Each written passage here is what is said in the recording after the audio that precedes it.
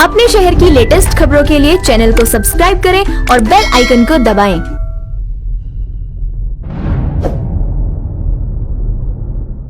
नमस्कार, आप देख रहे हैं हुंकार मीडिया और मैं हूं आपके साथ अश्मिता तिवारी। दिल्ली के गोविंदपुरी स्थित चांदीवाल ऑडिटोरियम में हिंदू युवा वाहिनी के कार्यकर्ता सम्मेलन का आयोजन हुआ, जहां पर युवाओं के साथ साथ हिंदुओं को एकजुट करने पर बल दिया गया। इसमें मुख्य अतिथि के तौर पर कई लोग मौजूद रहे, जिनमें प्रमुख तौर पर राज्य मंत्री राजेश्वर सिंह, सुदर्शन टीवी के प्रधान संपादक सुरेश चौहान के और साथ ही हिंदू युवा वाहिनी अन्य पदाधिकारी मौजूद रहे। वहां मौजूद वक्ताओं ने कई अहम मुद्दों पर चर्चा की, जिनमें गौ हत्या, महिला सुरक्षा, गैर तरीकों से मस्जिदों के अवैध निर्माण जैसे कई अहम मुद्दे शामिल थे। इसी को लेकर जब हमारे पत्रकारों ने उनसे बातचीत की तो देखिए उस पर उनका क्या कहना है, आपको सुनाते हैं। सर, ये जो सम्मेलन आपने किया, आयोजित किया, इस पर आपका क्या कहना है? देखिए, ये सम्मेलन पूरे उत्तर प्रदेश में ही नहीं, पूरे भारत में हिंदुत्व विकास के लिए पूज्य योगी आदित्यनाथ महाराज जी का एक अभियान है और उस अभियान के तहत हर राज्यों में हम लोग सम्मेलन कर रहे हैं। पूरे उत्तर प्रदेश से लेकर के दिल्ली तक हम लोग आए हैं। हर जगह हिंदू हित के लिए यह सम्मेलन हो रहा है।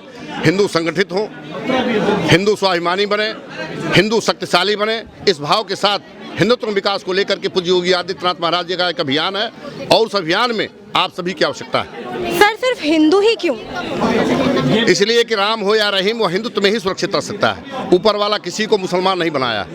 इसलिए हम लोग जो राष्ट्र हित में कार्य करता है, जो देश हित में कार्य करता है, जो भारत माता के हित में कार्य करता है, उसका हम लोग सभी को सम्मान करते हैं। सर, इसका मुख्य उद्देश्य क्या है? बताया तो हिंदुत्व विकास। सिर्फ हिंदुत्व विकास? हिंदुत्व विकास में सारी चीजें समाहित हो जाती हैं। उस भाव के साथ हमारा कार्य हो रहा है। सब आ जाता है उसमें, सब आ जाता है। हिंदुत्व के मिशन में ये सारी चीजें आएंगी। सर, लेकिन आपने जहाँ तक मतलब इस कार्यक्रम में साफ साफ लिखा है और देखा भी जा सकता है कि हिंदू युवा वाहिनी, युवा से आप क्या कहना चाहते हैं? युवा, हम नौजवानों को आह्वान करते हैं, हम अपनी बेटियों को आह्वान करते हैं, अपने भाइयों को आह्वान करते हैं, सबको आह्वान करके राष्ट्र हित में कार्य करने के लिए हम संकल्प दिलाते हैं और वह संकल्प आज पूरा हो रहा है। सर, राष्ट्र हित में जो आप कह रहे हैं कि मतलब संकल्पित कर रहे हैं या जो भी है, इसमें युवाओं का क्या मुख्य उद्देश्य है, मुझे ये बताइए। किसी देश के मुख्य भूमिका में युवा आएंगे तभी बदलाव होगा।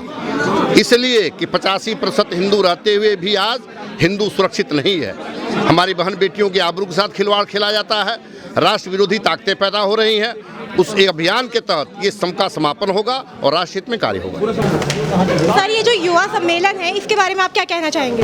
देखिए, ये केवल युवाओं का नहीं है, ये हिंदू युवा वाहिनी का सम्मेलन है। इसलिए साधारण युवा का मतलब हो गया कि उद्देश्य के बगैर का युवा, और हिंदू वाहिनी का युवा मतलब हो गया कि एक उद्देश्य के साथ काम करने वाला युवा।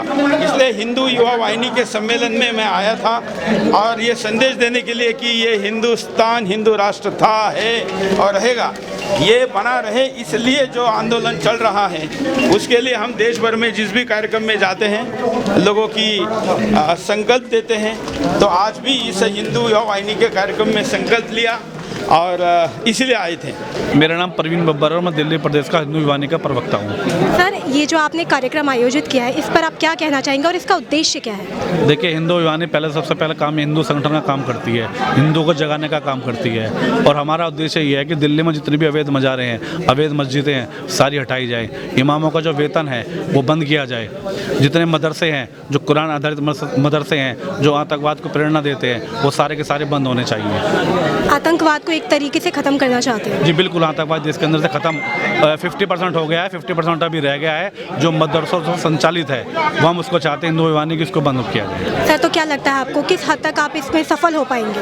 बिल्कुल 100% सफल होंगे, 50% सफल हो गए हैं। अब एक दोबारा सरकार आ जाएगी माननीय योगी जी की उत्तर प्रदेश सरकार में। दिल्ली में जल्द अगली सरकार हमारी बीजेपी की सरकार बनने वाली है। सबसे पहले काम यही होगा। सर, बीजेपी की सरकार में आपको लगता है कि ये सुरक्षित है? बिल्कुल, बीजेपी की सरकार में ही सुरक्षित है, बाकी किसी सरकार में नहीं? बिल्कुल बाकी की सरकार में नहीं है। बीजेपी को देख लीजिए, जब 2 सीटें थी तब भी बोला राम लला हम आएंगे, मंदिर वहीं बनाएंगे। अब 3.5 सीटें, 3.25 सीटें हैं, तब भी हमने मंदिर, राम मंदिर का निर्माण किया। माननीय मोदी जी के आशीर्वाद से, नेतृत्व से, पूज्य संतों के आशीर्वाद से, योगी जी के नेतृत्व में कहीं कुछ भी घटना नहीं हुई है और राम मंदिर तैयार है। सर, ये जो हिंदू युवा सम्मेलन है, इसके बारे में जो कार्यक्रम आयोजित किया गया, इस पर आपका क्या कहना है? हिंदू युवा वाहिनी प्रतिबद्ध है पूज्य गुरु, हमारे सबके पूज्य गुरु योगी आदित्यनाथ जी महाराज को पुनः उत्तर प्रदेश में मुख्यमंत्री बनाने और उसके बाद भारत देश का प्रधानमंत्री बनाने के लिए हमने कमर कस ली है।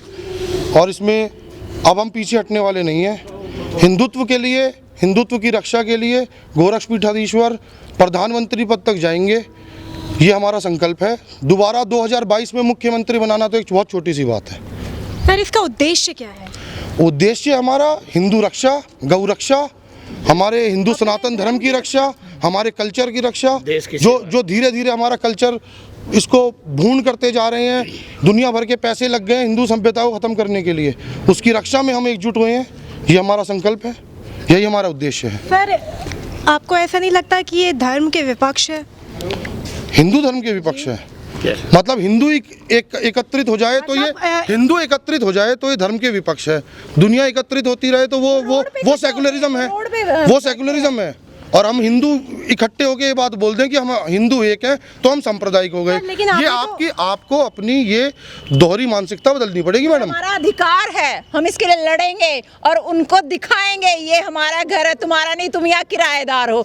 ये उन सब के लिए एक मुंहतोड़ जवाब है जो आज हिंदुज़म और हिंदुत्व की जो है परिभाषा बदल रहे हैं। उन सब के लिए एक मुंहतोड़ जवाब है। और इस मंच के माध्यम से, एक कार्यकर्ता सम्मेलन के माध्यम से उन सबको ये बताना चाह रहे हैं कि हिंदुज़म और हिंदुत्व क्या होता है। एक ही सिक्के के दो पहलू हैं, आप समझ जाइए। आए दिन जो आवारा किस्म के आदमी जो आके यहाँ मंच से कहते हैं कि मैं हिंदू हूँ लेकिन हिंदुत्व को नहीं मानता हूँ, ये उनके लिए ये सम्मेलन उनके मुंह पे एक तमाचा है, उनके लिए सीखने के लिए है कि आइए सीखिए कि हिंदू और हिंदुज़म, हिंदुत्व क्या होता है। सर, दोनों में क्या अंतर है? बहुत अंतर है। हिंदू वो है, जब हम हिंदू थे यही लोग जब 80 करोड़ लोगों को ये कहते हैं कि मंदिर में जो है ये लड़की छेड़ने जाते हैं, ये हिंदू है। लेकिन वही 80 करोड़ आदमी जब एकत्रित होता है तब ये कोर्ट के ऊपर जनेऊ धारण करके अपना गोत्र बताते चलते हैं, ये हिंदुत्व है। जब इस देश में जब वो 80 करोड़ जाति में विभाजन करने के बाद उन्होंने हम सब के आराध्य श्री राम जब टेंट में रहे तो ये हिंदू है। और जब यही सब जाति प्रथा को तोड़ के सब एकत्रित हुए और भव्य अयोध्या में भव्य श्री राम मंदिर का निर्माण हो रहा है तो ये हिंदुत्व है। ये उनको समझना होगा कि एक हाथ में माला भी हम रखते हैं और दूसरे हाथ में भाला भी रखते हैं, यही हिंदुत्व। और इस मंच के माध्यम से, एक कार्यकर्ता सम्मेलन के माध्यम से उन सबको ये बताना चाह रहे हैं कि हिंदुज़म और हिंदुत्व क्या होता है। एक ही सिक्के के दो पहलू हैं, आप समझ जाइए। आए दिन जो आवारा किस्म के आदमी जो आके यहाँ मंच से कहते हैं कि मैं हिंदू हूँ लेकिन हिंदुत्व को नहीं मानता हूँ, ये उनके लिए ये सम्मेलन उनके मुंह पे एक तमाचा है, उनके लिए सीखने के लिए है कि आइए सीखिए कि हिंदू और हिंदुज़म, हिंदुत्व क्या होता है। सर, दोनों में क्या अंतर है? बहुत अंतर है। हिंदू वो है, जब हम हिंदू थे यही लोग जब 80 करोड़ लोगों को ये कहते हैं कि मंदिर में जो है ये लड़की छेड़ने जाते हैं, ये हिंदू है। लेकिन वही 80 करोड़ आदमी जब एकत्रित होता है तब ये कोर्ट के ऊपर जनेऊ धारण करके अपना गोत्र बताते चलते हैं, ये हिंदुत्व है।